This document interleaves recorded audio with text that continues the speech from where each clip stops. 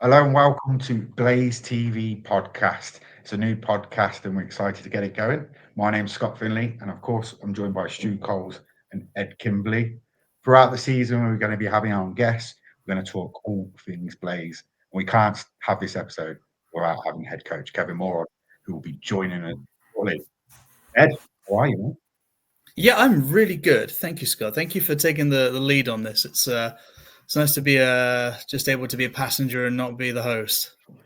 Well, we need your expertise. I'm just here to fluff it up a little bit. Stu, how are you, mate? Yeah, really well, thanks, Scott. And yeah, much like the same, mate. It's nice to be not doing the technical side. So you drive away. Well, first time, so there might be some technical hitches, but we'll give it a go. So let's talk last weekend. Another back-to-back 4-point weekends for the Blaze, and we went down to Guildford to start off the weekend, and a great win after losing 6-0 and 2-1 early in the season. It was a big win. Yeah, I thought it was a bit of a culmination for the Blazers' performance so far this season in Guildford. I mean, I was on the bench, luckily or unluckily, depending on how you look at it, for the first game we played down there, and that didn't quite go our way. And then when we lost 2-1 last month, a month before, I actually didn't think we played a bad game. It was just one of them where neither team looked like they were going to be able to beat the other's netminder. Matt Robson played really well. I think Kupski played in net for them that night. And yeah, both goalies just played very, very well. But we deserved more out of that game than we got. And then the win at the weekend very much felt like we made our own luck at times. Luch's second goal, he's trying to make a pass to the back door. It goes off a guy's stick. Constable's goal, they're trying to make a pass in the neutral zone. It comes off a guy's skate straight in front of him, and he's just, he's at the races. But, hockey's a funny old game. Sometimes you make your own luck. And, yeah, it's a weird place to go and play hockey, I think, the Spectrum. It's one of those barns that you go into some and it's a little bit business as usual. But that's one of the quirkier ones, I think, in the league. But, now the guys have settled in. They know what it's all about. They know what to expect. I think we'll probably have some more good results against those guys this year. It's a very, very hard rink to get into, and they are in your face, and we've got to not respond and keep not responding to their whacks and hacks. And what did you make of the end of the game? Brett Ferguson using a bit of veteran knowledge there in taking off Kennedy's helmet, and then Kennedy taking the illegal equipment, and probably should have got a cross-check and penalty as well, but that really could have got them back in the game. I know they scored on the power play, but Brett Ferguson being very clever there. Yeah, I think that's happened to Mike twice in 2 games as well. And for one of the most soft-spoken, nice guys in the dressing room, it's kind of funny that he's the guy that's had his helmet pulled off for whatever reason. Look, it's one of those things, right? These things happen in hockey. The refs could have called it either way. I guess they could call some kind of roughing misconduct on Brett Ferguson or unsportsmanlike conduct or something like that. But look, it went the other way. And ultimately, if we were sitting on the other side of a loss, we'd probably a little bit more cross about it. But we got the 2 points. That was our 5th straight win at that time. So I guess we just leave it in the rearview mirror and crack on.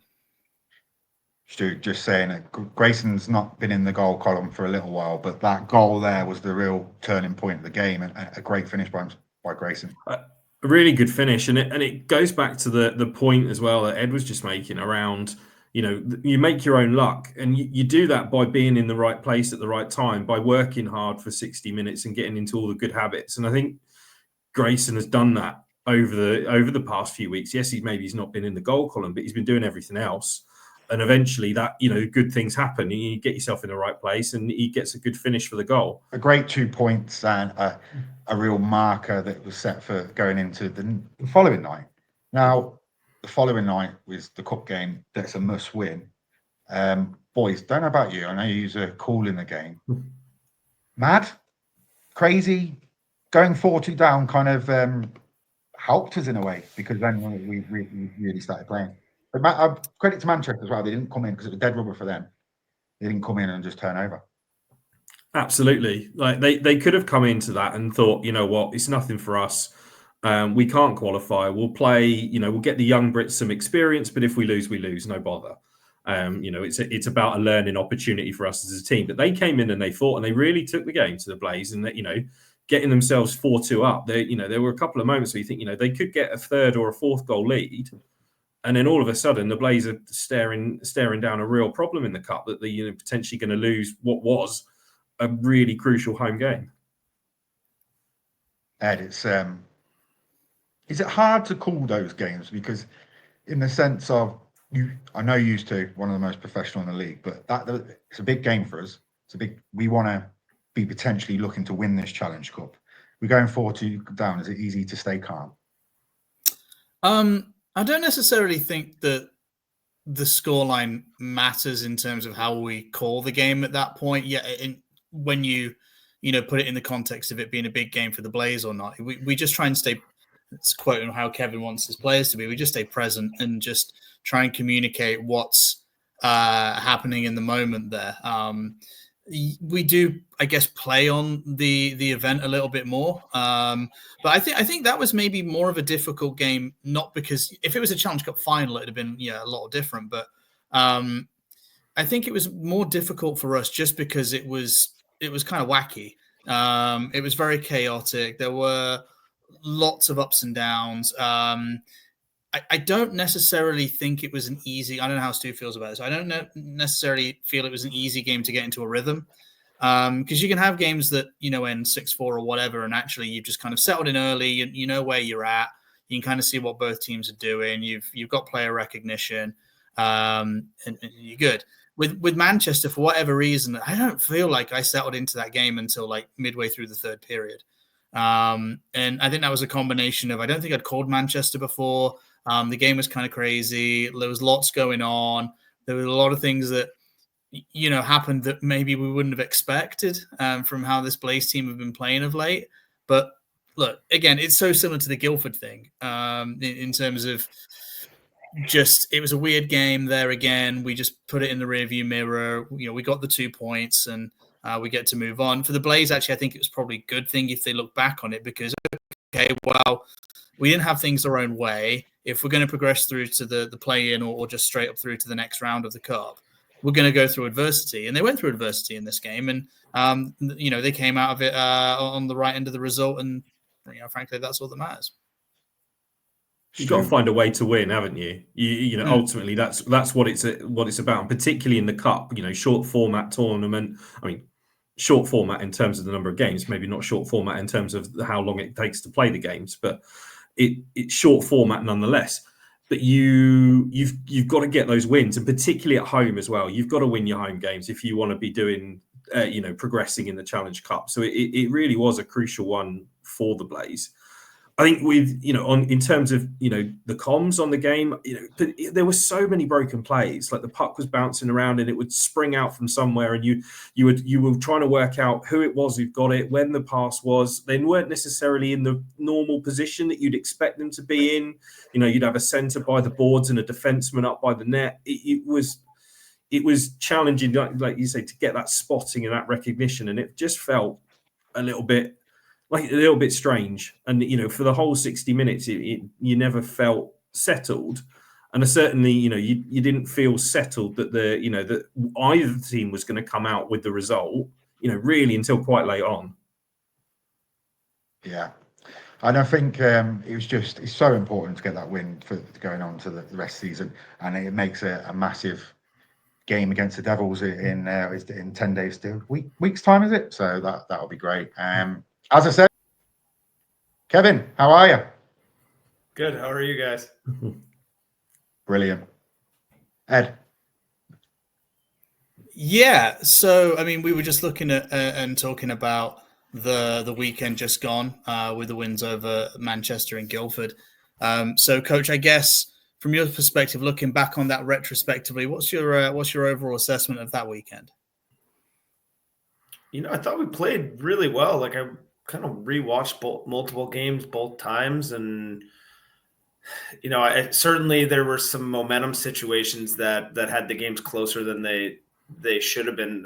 And the Manchester one, obviously, we're down 2, but it was really just one kind of awful stretch.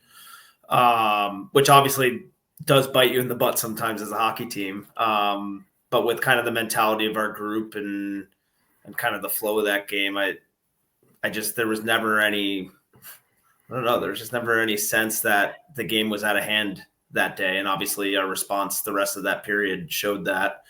And Guildford, same thing. Like, I mean, Matt would be the first person to tell you he gifted them the goal at the end of the period to sort of give them some momentum. But, I thought we handled the third period as good as you can, and winning on the road's tough. So yeah, I'm pretty pleased with the direction of the things we've been working on, I guess is the best way I think of it. Yeah, I mean, in terms of that Manchester game, and I don't know whether we talked about this after or not, kind of swam around the bowl a little bit since then, but it seemed very much in the ilk of you say this team will thrive in the chaos and those crazy ones. And was it a case of that, do you think? Yeah, in a lot of ways. This league has so much variance game to game, week to week, team to team, for every reason possible, right? Like that game was a heavy penalty game, so the flow of it's really strange. That game's a game where we have a forward playing defenseman. That game, like I could name all the strange things about it, and you just have to have fun and play hockey. So our guys did thrive in a game like that, but I think really it's just a matter of just trying to stay present and just play to a standard. I mean, I say that a lot, and I know I'd probably broken record you guys quite a bit, but like I broken record the team quite a bit. This is what we talk about every single day. That's life in our room. So yeah, that's a game we certainly feel like we can thrive in. It doesn't always work out, right? You're not coming back every game, but that game more than any didn't really feel like a comeback. Like we've had games where it was like, yeah, we came back. That one, you're just kind of going with the ebbs and flows of it, and we took control of the game when it mattered. It's funny. I think talking about staying present, being in the moment, has seeped into us as commentators. And I think I made that point earlier. Scott was asking us about, from our perspective, what that game was like to call. And I don't know whether it was just like the amount of broken plays or not having called Manchester before, or just how, that makeup of that hockey game ended up. We really did have to lean on that quite heavily. It was hard to get into that rhythm, get into that routine. The thing I was going to ask as well, because it's getting down to that crunch time where if you progress through to the play-in or just straight through to the Challenge Cup next round, you're going to go through more adversity on your way to success. Was that a good little reminder? Because, you've said in a lot of post-game interviews of late on this little run that actually I thought we played very, very well and we were very good, or we dominated, or words to that effect. So having that little scary period in the second, was that a positive or something you can spin into a positive? I could spin anything into a positive. I don't know, because you go into the locker room with the lead, so like in the moment, you're really just sucking everybody's focus and concentration back to the next shift and the next 5, which generally speaking is like 2 shifts for each guy if we manage the timing right, or pretty close to it. So yeah, I don't know. I don't. We have our themes for the week, for the month, mentally, and I don't know. We're just trying to play and have fun. I not to dodge your question, but it just sometimes I just don't think that deeply about things. I guess it's kind of the way to put it. I'm a chronic overthinker, so we'll find that middle ground at some point. Stu, have you got anything for Kevin? Yeah. I mean, you've spoken to us a lot around sort of like being present, and it has been mentioned a few times. But one of the things you probably haven't touched on is about the fun aspect. Yeah, and whenever we see you around the rink, you've always got a smile on your face, and the team generally, they're all happy. How important is that fun aspect, aside from the technical side and the skills and the tactics and the systems, etc.? How important is the fun of playing hockey as a professional player? I think it's the most important thing in life. Like really, like if you can't tap into that like childlike joy every single day of your life, like what are you doing? Because the world's gonna beat you down, and the world's gonna throw annoying things at you, and like you have to be able to just like in hockey remind yourself why you're doing something, and choose to continue to do things that you enjoy doing. And so it's the most important thing. I mean, I'm pretty intense and serious about the hockey side of it, because that's how I was as an athlete. Like when you're the third goalie, you're just like full on like maniac work ethic, and you have no choice because that's how you hang on. And so like I try to find that balance of like elite human performance with just the fact that like we continue to choose to be in hockey. Like our players do, I do. Like we don't have to be here. And I know it's a job that everybody would be like, oh, it's such a sweet job, but like it is a job like anything. And the reason we're doing it is because we love to do it. And I shared this story with different guys on the team at times, but like my best year of hockey was the year that every time I looked down at my skates and was tying them, I was like, this is awesome. I get to play hockey today. And we started the year off with like Steve Kerr was talking about Roger Federer and how essentially he talked to the Golden State Warriors about his mindset, and how like he's like, every day I wake up, I have breakfast with my family, I go get to practice tennis every day, which I love to do. I come home, I go to bed, I say that was a good day, I want to do that again tomorrow, and I go and do it. And we've referenced that a couple times this season, and ultimately I think the gratitude and the reminders of why you do this, and remembering that childlike wonder and joy keeps it fun. And so you have to bring those reminders, because it gets serious, it gets intense, it gets stressful.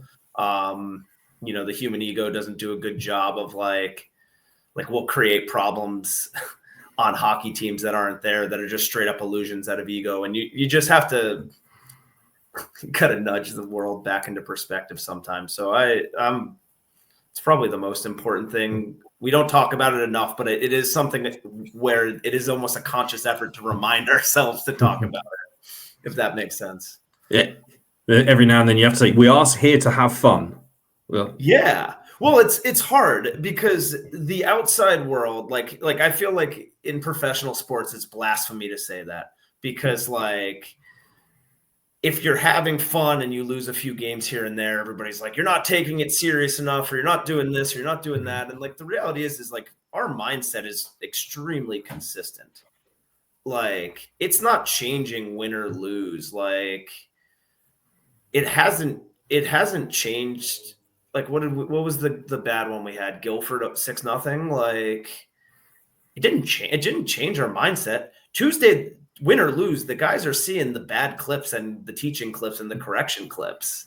So like, but then we're also going into practice trying to like have this joy about what we're doing and create like a practice environment that is really hardworking, but like creatively stimulating and fun, while working in concert with like, here are the correction clips, this is what we need to get better with. So it's like, I think sometimes it gets lost, like even like with people smiling or enjoying themselves. That doesn't mean we're not working hard or taking it really seriously. And for me, I've never been afraid of just leaning into the joy of the sport, because like, what's the point of being a part of it if you're not going to find joy in it?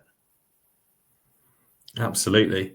You said about the fact that you're almost trying to make it sort of simplistic in a way, that you're trying to sort of keep it into a sort of fun state, but you have experienced moments of stress during the season. The team has seen a lot of different situations now, and they have won in a few different ways over the past few months. Do you think that's going to hold in good stead over the next few weeks and months, that the team have started to see a lot of different situations and have still generally come out on top? Should. I mean, as long as we stay healthy, it should. Absolutely. We put them in practice situations too. Like there's certainly moments during the week where we're like, all right, we're up 2-1. Here's here's the shift before they pull the goalie, do something. Hey, we're down 1-0. Hey, here's the breakaway in the shoot. Like you try to create situational hockey essentially within practice. And I know I do a lot of 5-on-5 work to where we are just actually playing the game. I think sometimes you can overcomplicate practice to just do drills, and then you get good at drills, but you don't get good at the game of hockey. So it creates reference. Everything's a reference point as the year goes on, right? Like, and even developmentally for each guy, like speaking to someone today about like Brindley and how earlier in the year in a game where I gave him 4 minutes of ice, one of those shifts was with under a minute in the period, which normally doesn't happen for a young guy. So that I had a reference point for now, some of these games you're seeing him play 7 minutes and there's different tougher moments. And I can go to that and be like, hey, remember in September you played this shift. So as a coach, you look for those reference points to just remind you like, hey, you've been there before, you know what you're doing. Be confident, be unconditionally confident in this. But there's certainly a lot of situations we haven't dealt with yet, and that's where leaning on being present is important, because then you're not losing your head. I think if anybody told you they'd experienced everything that hockey could throw at you, they're lying to you. Yeah, well, so far this year's been nuts too. We had, I'm going to forget all the things that have been new, but like, I mean, the Kennedy penalty was a hilariously new one where his helmet's off and they call that. Didn't we have a PK penalty shot Morton had a PK penalty shot in Manchester at the end of a game? What the heck is that? Like, I mean, there's been a few just like, I guess that's just elite league hockey. I don't know.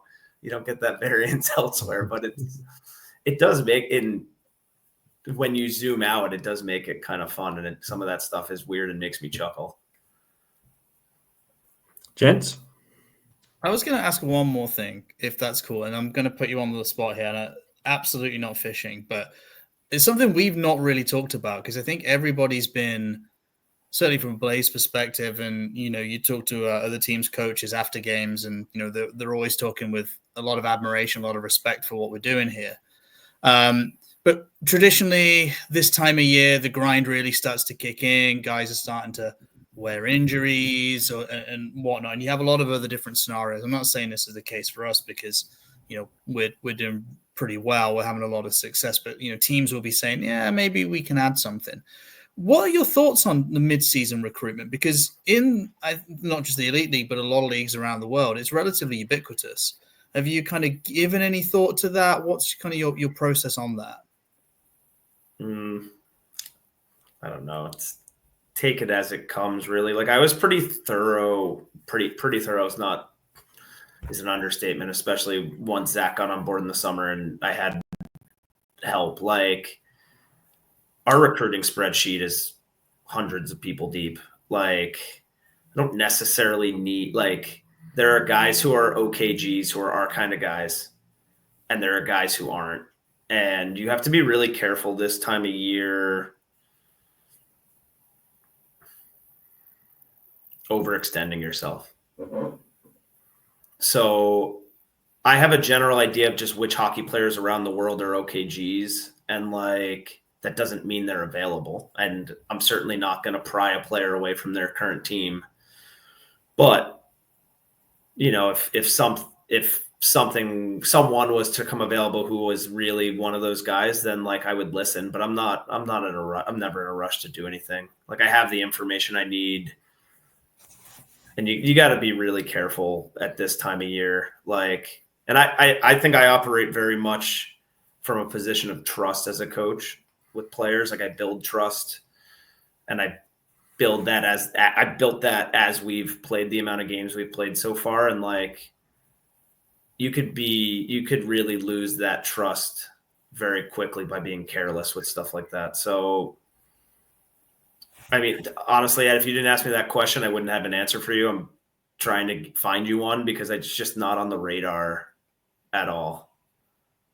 But like, it's not on the radar at all because like I think it's that present mindset of like, like Christmas caroler knocks on your door. Yeah, okay, you're going to answer and you're going to enjoy the song. But like, were you calling for them to knock on your door? No. Like, so it's kind of like that. You take it as it comes. It's a very I appropriate. suppose the real one with that is with obviously you had Cam Gray come in and he had to leave. So you weren't expecting Matt Robson to be playing this amount of games. I'm sure you would have liked to spread it up. It's very rare that it happens that a goalie goes through the whole season playing the league. I know Matt Greenfield did it last year and they did very well, and there's been a hell of a spell of goalie injuries in this league. Are you content with how it's going with Matt? I mean, he's showing to having a stellar year.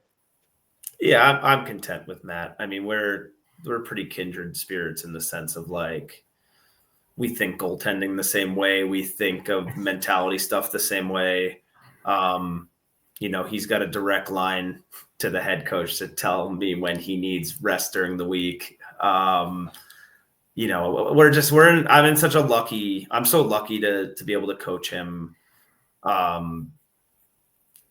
She's just such an incredible human being. And so like to have the unique ability to be his goalie coach and his head coach, I'm not worried about Matt. He's a special person. He's a special athlete. And it's certainly one of those situations where it's like anything, if you manage it correctly, it can be a really positive thing for you. And you almost, in any capacity, like in any hockey, and you look at the curve of like goaltending from like the late 90s into the 2010s, like it was like play every game. Then it was, we have to do a split. Now it's kind of oscillating. Teams on a cap world can't. And I know we don't operate in a cap world, but I think you just have to do what's right for you and your team. Like, like the Tampa Bay Lightning would be dumb to split with Vasilevsky. Now, is he playing every game? No, but he's still playing 65. That's more than what we play. So like you manage it based on your situation and your comfort level and your communication with your goalie. And it's look if you look around the goalie market too, like I don't know if you're finding yourself a Matt Robson right now. So Boys, anything else? All good. Best of luck for the weekend. Best of luck. Thanks, guys. Big thanks to head coach Kevin Moore there. Boys, big weekend coming up. It's Sheffield away, Belfast at home. You want to be playing in these games, but they've got to be going in with confidence. And if we get the 4 points, I'm going to be jumping around. I'm going to be saying we're winning it all. But bring me back down to earth, boys. Well, yeah, it's December. So, but like, and Kevin doesn't really pay too much attention to this. And I reference this because, he's just been really kind and spent a bit of time talking to us about it. But yeah, I think it was in Samoa Joe's at the weekend and just gone in the in that pregame interview we do there. And I asked, what are your thoughts on the effect of coming in on a 5-game win streak, which we were at the time after beating Guildford, and then it became 6 when we beat Manchester. And he was like, "Oh, have we actually won 5 in a row? Okay, that's great. Yeah, cool. Didn't really thought about it. So okay, cool. But you would rather be coming in whether you're promoting that to the team or not. The guys are aware of how well they've done of late. Whether they're checking that off on the wall with groups of 5 and then you diagonal or not. Probably not, but they'll be in the right habits. They'll be in the right mind frame. They will have that confidence. They'll be tasting success and know how to replicate that. And, under weird circumstances, sure, we beat Sheffield in the cup. Them pulling the goalie in OT is not one that Kevin referenced in the weird things that have happened this year, but it's certainly up there.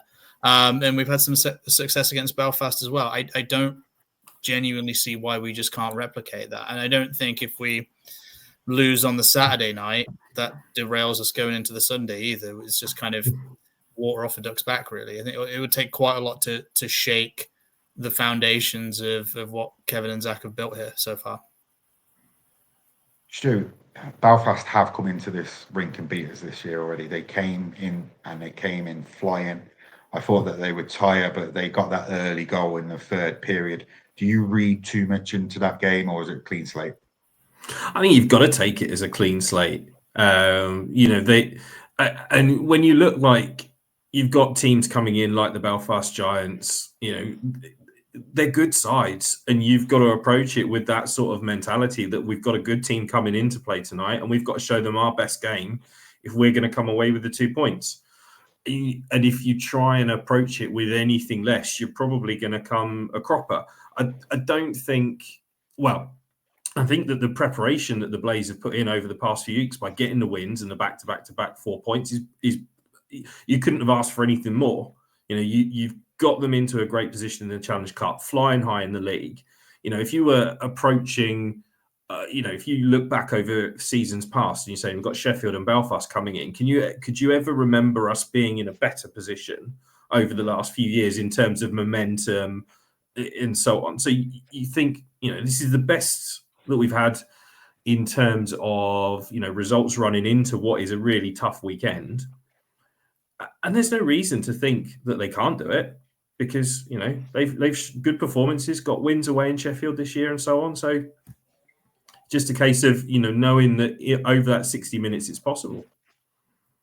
Just going back to the Saturday night in Sheffield, they're a wounded animal that I can't remember when they last lost 4 in a row. I'm not sure. It's probably happened for a long, long time. Wounded animals are dangerous, though. And I expect to see a big pushback from Sheffield, but it should be a very entertaining game. Well, yeah. Yeah. I think we're both going to say the same thing here, Stu. I'll throw myself out there, and then I'll let you put your 10 cents in. But Scott, they're the defending Grand Slam champions, man, and probably the best team we've seen in the modern era. They were just curb stomping everybody last year.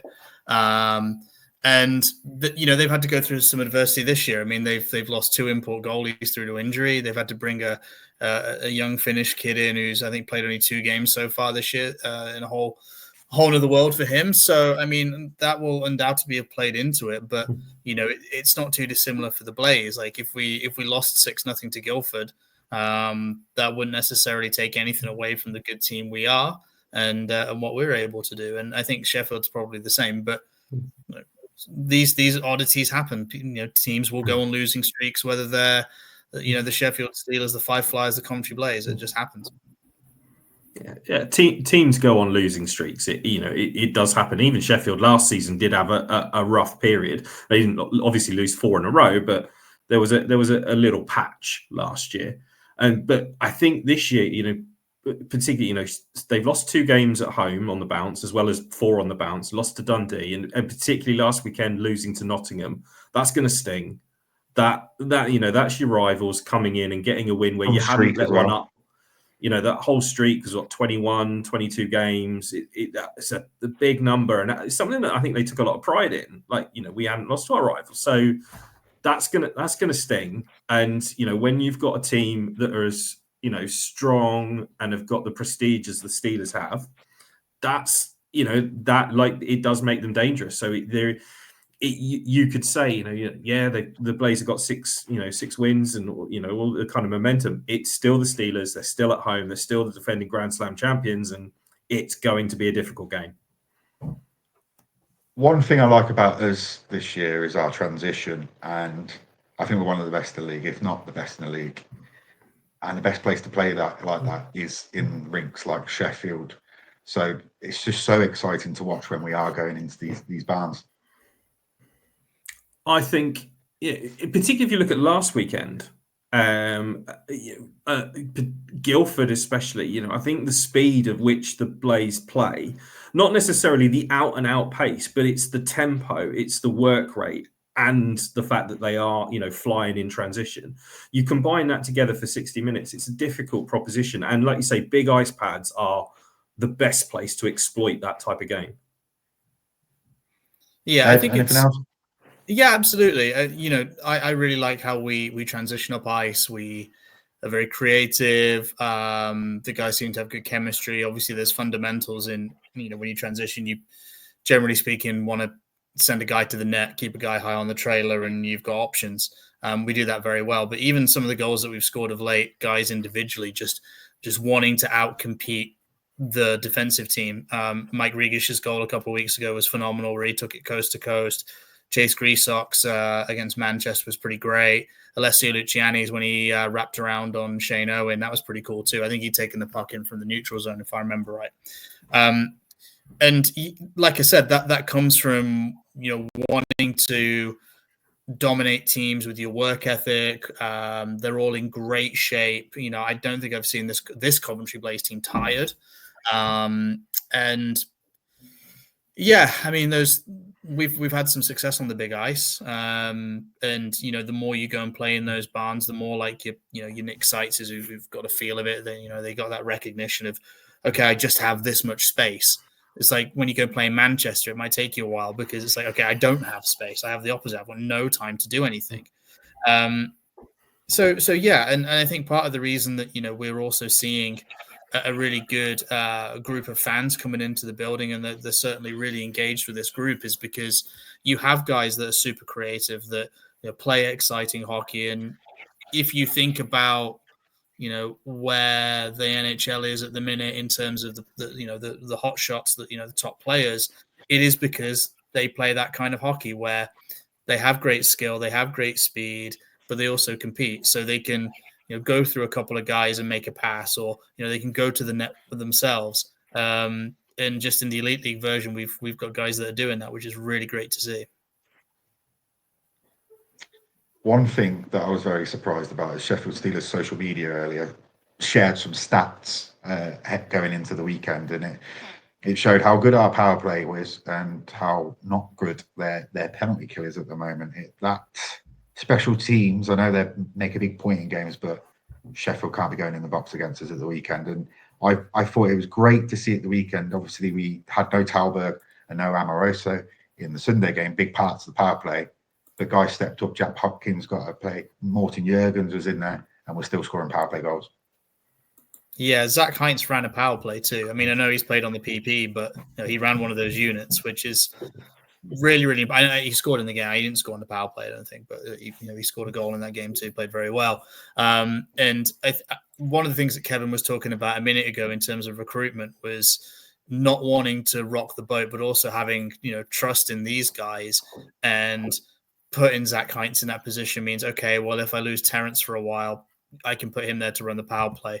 Okay, Morty can play on defense for a little while if we absolutely need to, when we've got no Cougs or no Tit and no Terrence. Brinley can play in this situation. Jack Hopkins can play in this situation. So, unless we get a really bad crop of injuries where guys are physically unable to play and, okay, we need to try and put 14 skaters out or whatever the minimum is, he's going to use this group of guys because he knows that they can have success in loads of different areas.